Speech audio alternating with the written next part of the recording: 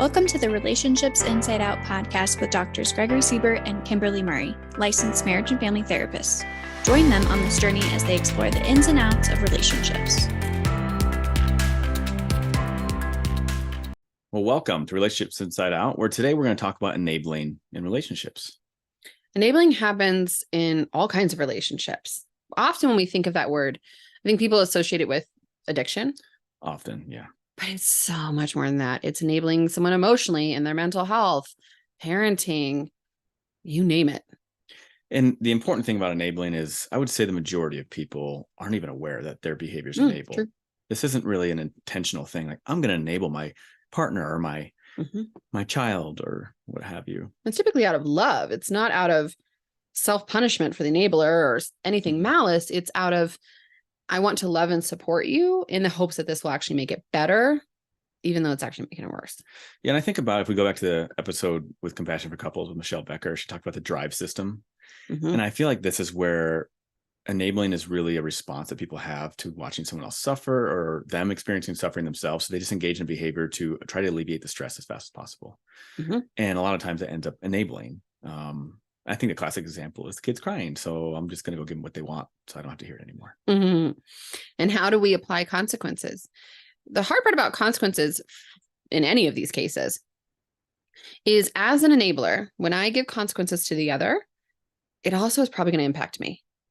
For example, if I tell my kiddo, no, you can't have that, and then they cry, and I hold that boundary so I'm not enabling, I have to listen to them cry and throw this whole fit, right? Yeah. That's not pleasant for me either.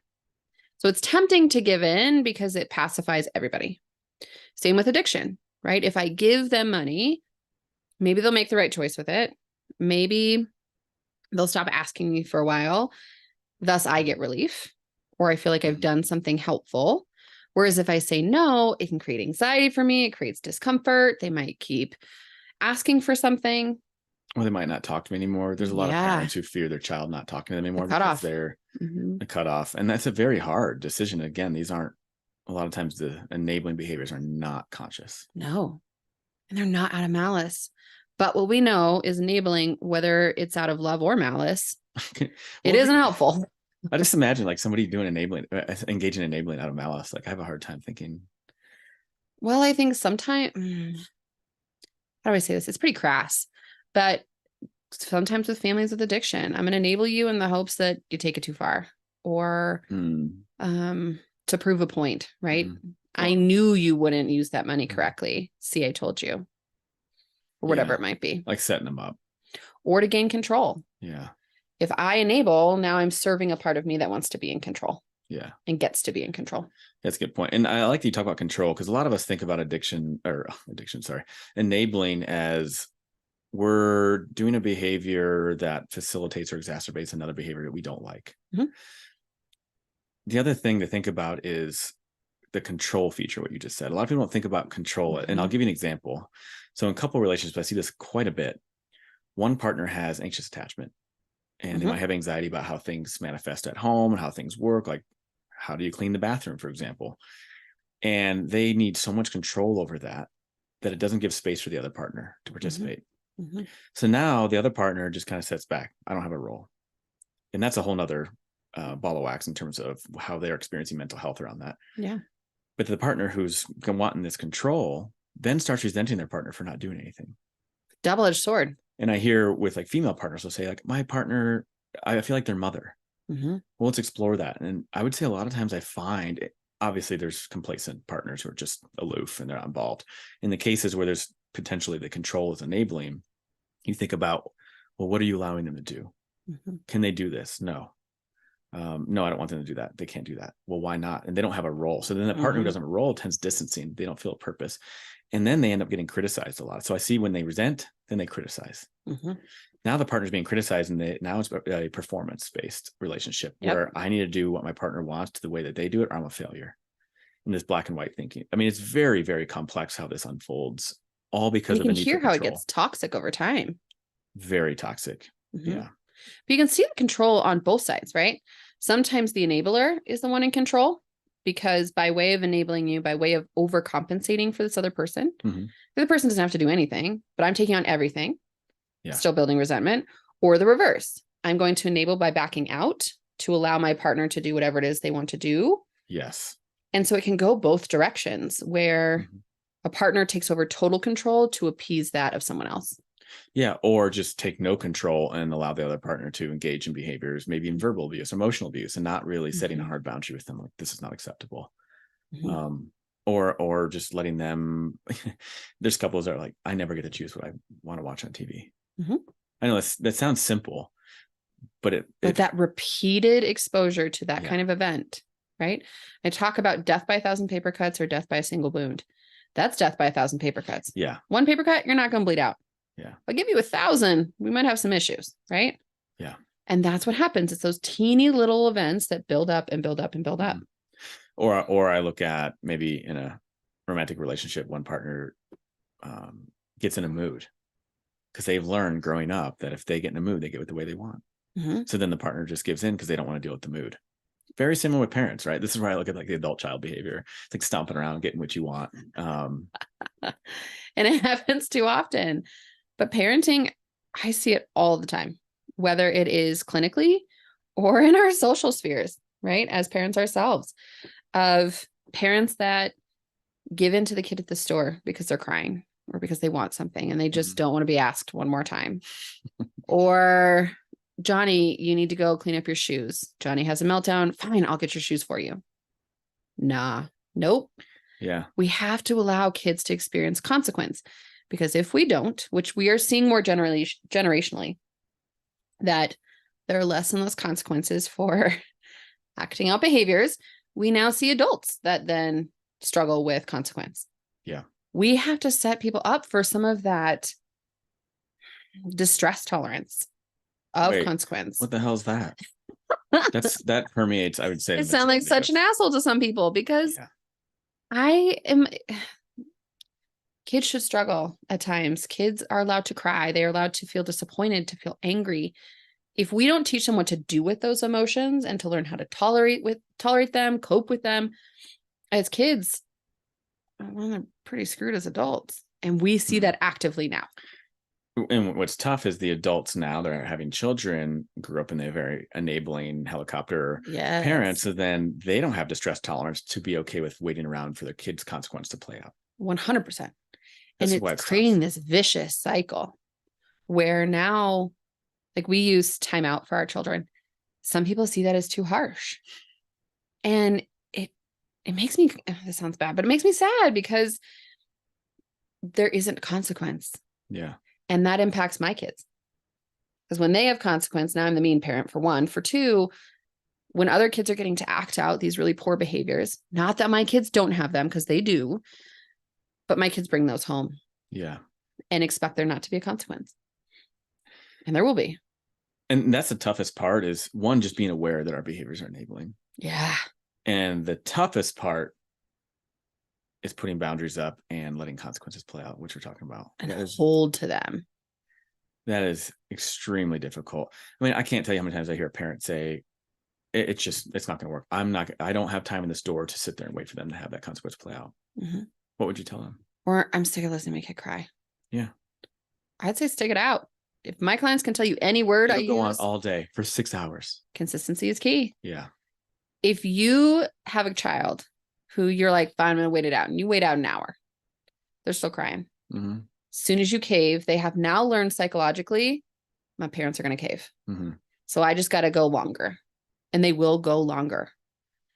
Consistency is key. As soon as you cave or break to whatever your kiddo is asking for, they learn something in that moment. Kids are smart. How would you liken this to sleep training? And I think sleep training is the parents learning distress tolerance. This is a hot button.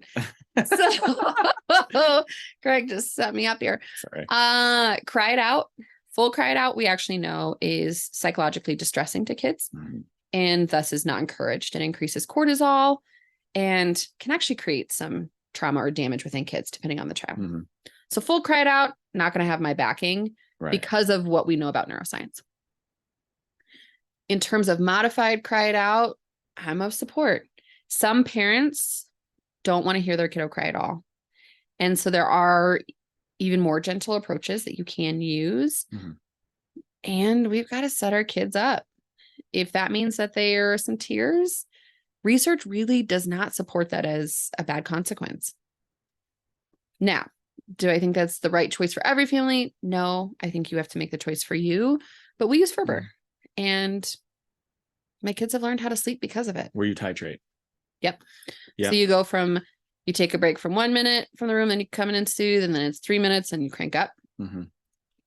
For my youngest, it wasn't as smooth with my oldest. It just didn't work for her personality. So it looks a little bit different for her, and that's okay. But no matter what it is, whether it is sleep training, potty training, infant-led weaning, behavioral consequence, it doesn't matter. Consistency is key. Pick whatever it is you're going to do. Pick your method, your consequence, and your boundary, and hold to them. And thinking about doing nothing is, or responding in a way that is not helpful, and what narrative that gives the child, even at a very young age, when it's unconscious of, if I do this behavior, I get a response. Through that, they may not learn how to self-soothe. And that's distress tolerance. That's what we're talking about, is the ability to self-soothe and be okay with distress. I had a friend whose kiddo, we had made a comment of, I don't remember the exact phrase I used, but I said, like, whose house is this? And she said, mine. And she meant every bit of that. And it really is her home. She dictates how her parents operate. Her mood dictates how the household goes. And it crushes my soul as a clinician, as a parent, as someone who studied parenting pretty intensively. We have to have those boundaries. But those boundaries also are modeled by my partner relationship, right? Are my husband and I teammates? You let them cry it out. All the time. Cry it out for adults, they okay. But it's important for my kids to see my boundaries with my husband too. Yeah. If he gets grumpy at me, holding a boundary, or him to me. If we're not getting along, taking space from one another. If I ask for something specific, that kind of thing. So modeling those boundaries and consequences too in adult relationships is important. It's not just about A to B, but also them witnessing it. Yeah. I just imagine Chris probably has to hold more boundaries. Is that? I mean, like a feral cat, it's fine. Yeah. And this is not easy. And I would say even us as clinicians will have behaviors in our relationships that might be enabling or not. Yep. Especially over time, sometimes we soften those boundaries out of complacency or what we think is love or our own fatigue.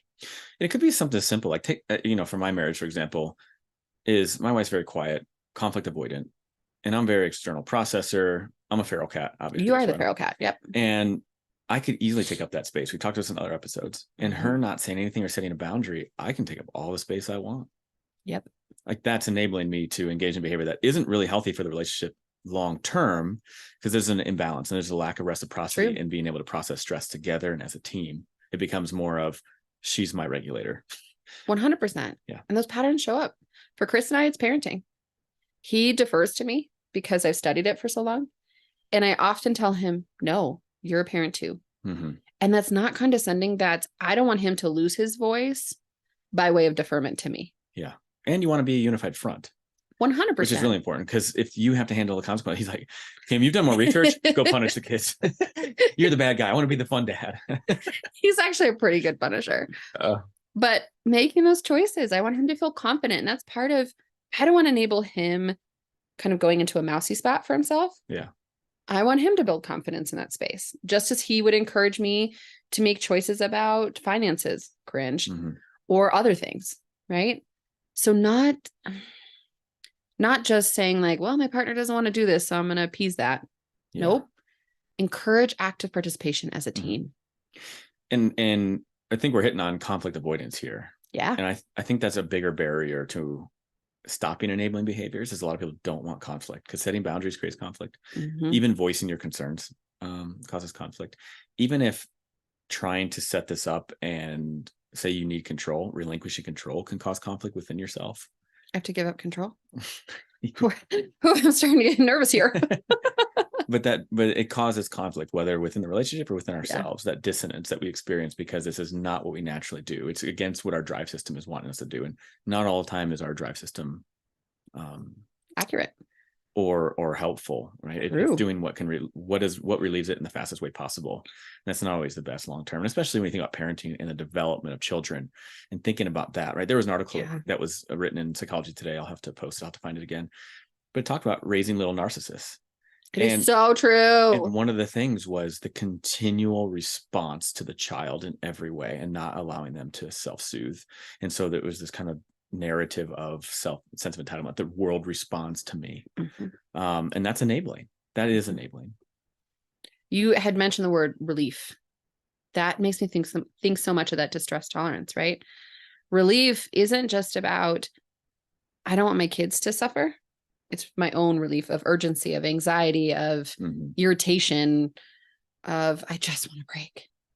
Now, this isn't saying like sometimes we just need that break. Like we just need things to halt or whatever. But if that becomes a consistent pattern, kids 100% catch it. Parents, partners, even adult parents to adult children. If I give my adult child who's an addict money, they're going to come right back. Once I give it once I break that boundary once, they're going to keep coming back. And it shows up in the relationships. So you talked about adult relationships. As a child, if you're enabled, it shows up. Nobody's perfect. There's parts where I was enabled in ways from my parents, right? That's what happened. And especially that makes sense. Especially when you don't have education about that and you're just doing what you think is love. And it's really in good faith. But then I see it play out in my adult relationships. I'm like, oh, this is how I respond to stress. Anytime I get stressful, it's like, help me or something, right? That would be an example. And so you see that in adult relationships. And how does that play out in the relationship dynamic that easily sets up one partner to becoming the parent? Or the savior. Or you need to manage the stress of your partner because they didn't grow up with the capacity to do so on their own. Recently, we had a grandparents episode. I think of it even in that relationship, right? Do our parents allow us to struggle as parents and find our way and learn how to parent? Do they enable their grandchildren?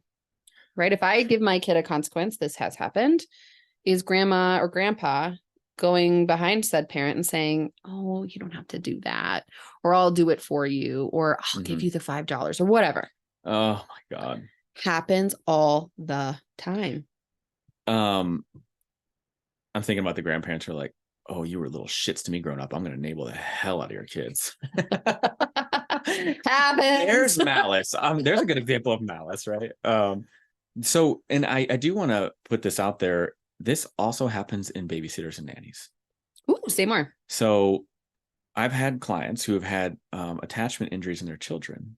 Yes. Because the nanny would do things like this, or the would allow what was not I've allowed. Had multiple clients where they would kind of sneak candy or do things that they know that the parent would, and they weren't in alignment with the parent's approach.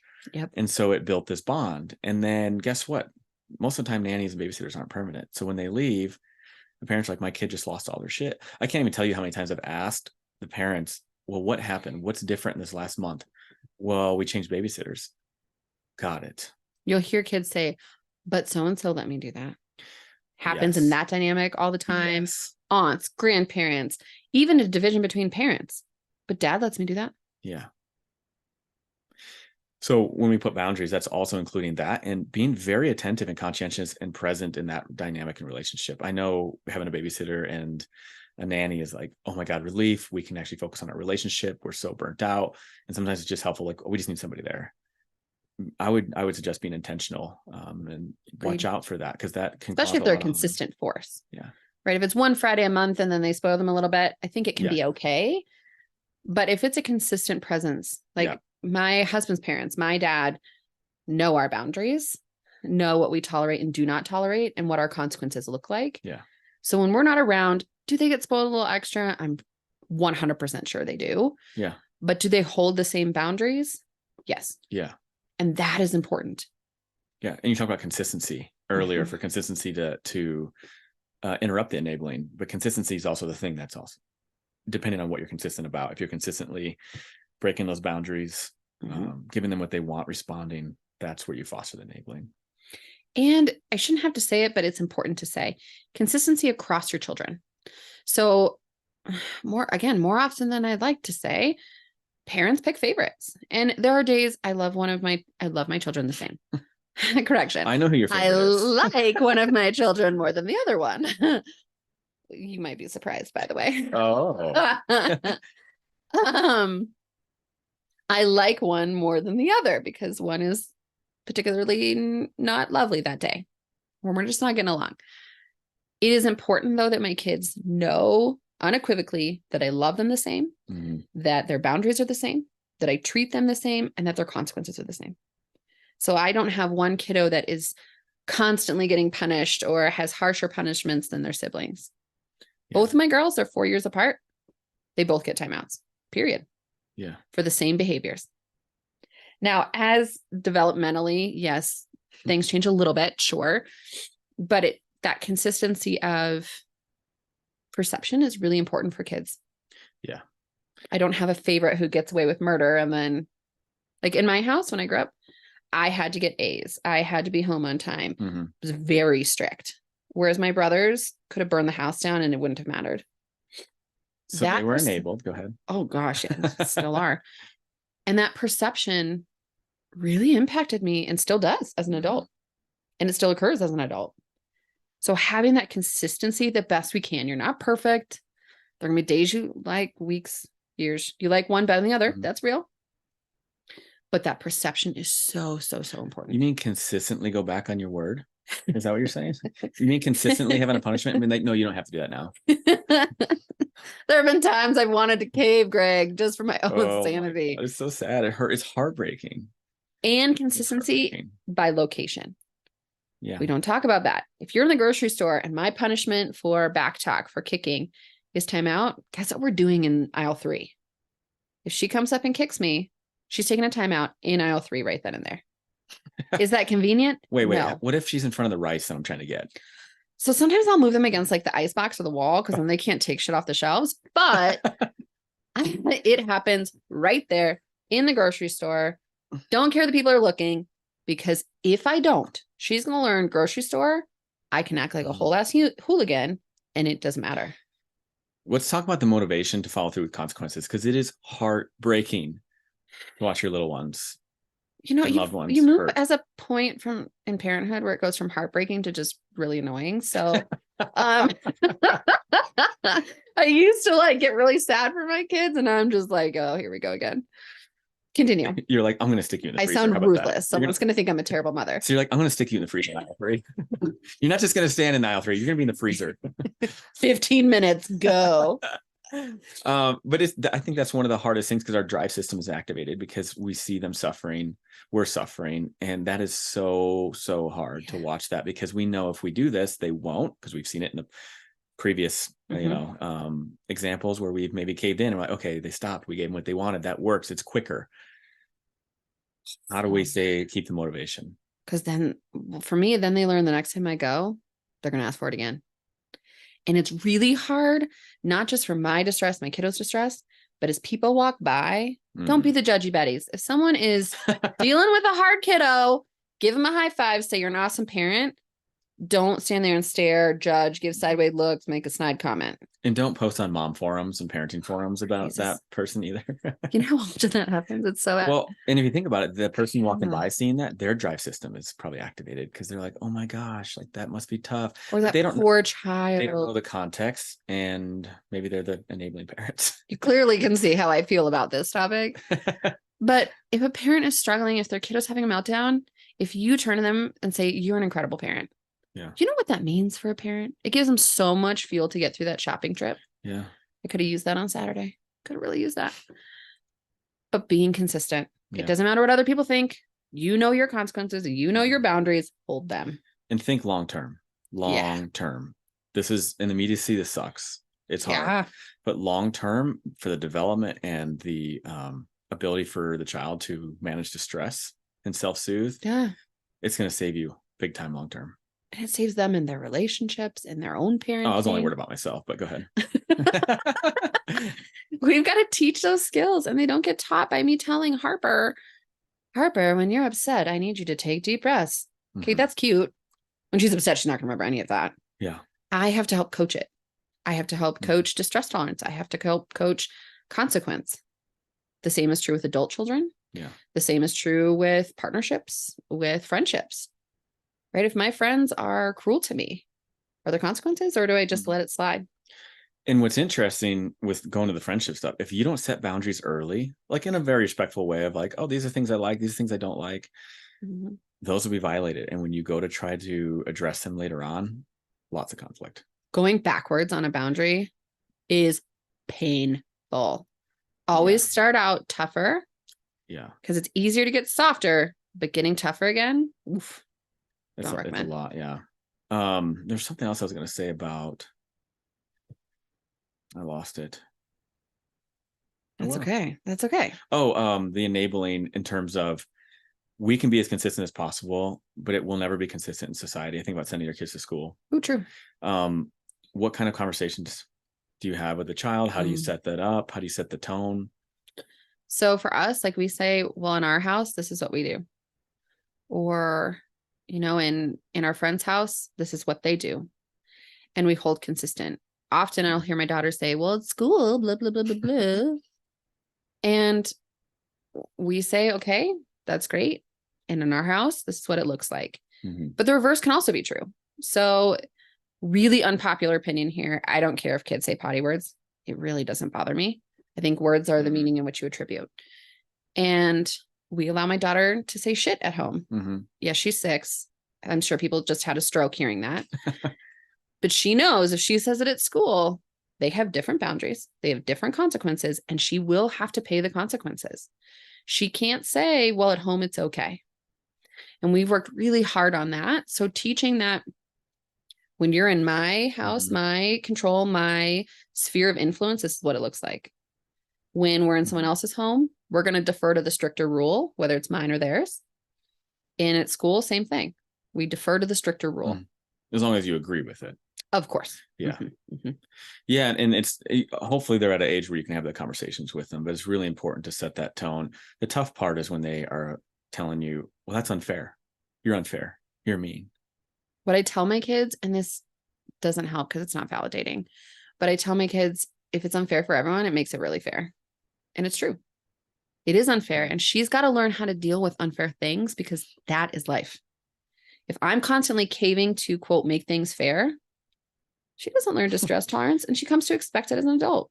You know what my saying was as a kid? Tricks we have now. My parents bring it up to this day. That's just my life. I would yell that as a kid and scream it. Anytime that, you know, they were stricter than what my parents or something were, or school was. You're the worst. That's just my life. Oh, yeah. And that's tough to hear as a parent. And they said it was tough. It is hard. But they held true. They were consistent for the most part.